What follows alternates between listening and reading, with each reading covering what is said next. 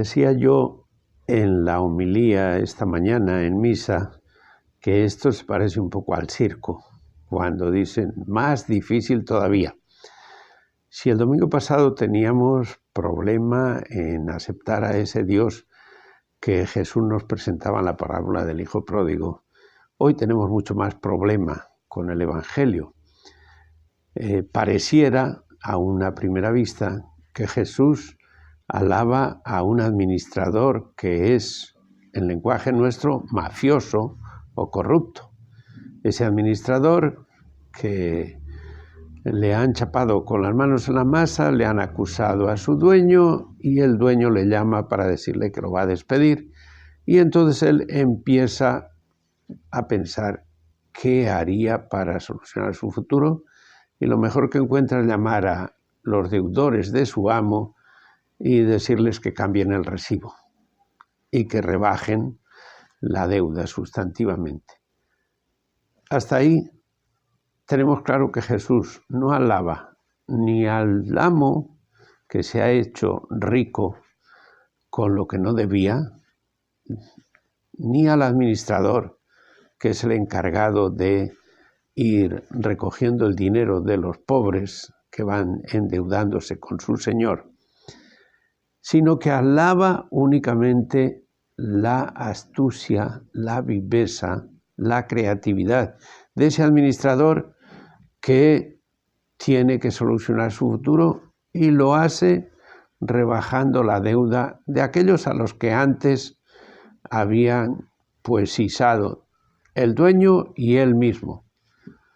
El dueño se había enriquecido con los pobres a los que él se iba endeudando poco a poco, y el administrador, que no tenía sueldo, iba cobrando también del recibo que iba haciendo, de los recibos distintos.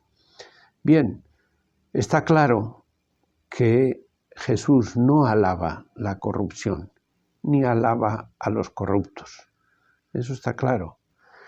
Nos queda un poco difícil interpretar bien correctamente, pero en el contexto está claro.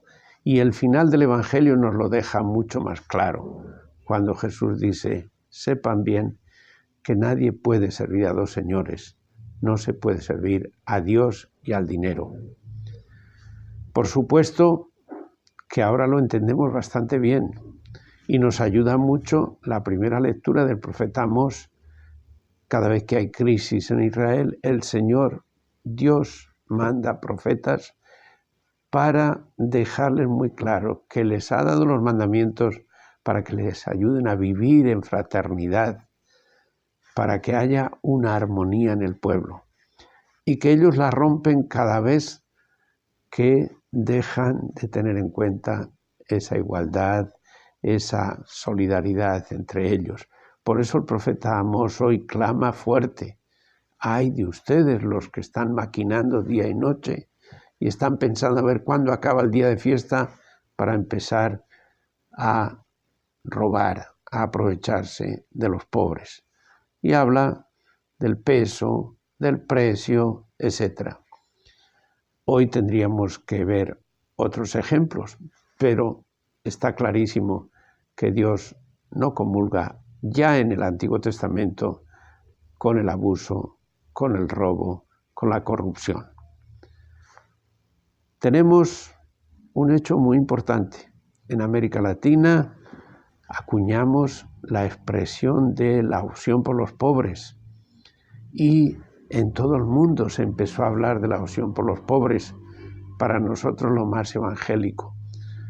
Tardó mucho, hubo mucha oposición hasta que un papa, el Papa emérito hoy día, Benedicto XVI, antes de Aparecida les dice a los obispos latinoamericanos: la opción por los pobres no es optativa, es parte de la fe cristológica. No se puede decir que se cree en Jesucristo si no se opta por los pobres, porque Jesucristo se hizo pobre para enriquecernos con su pobreza. Así de sencillo. Y así creemos que debe entenderse el Evangelio de hoy.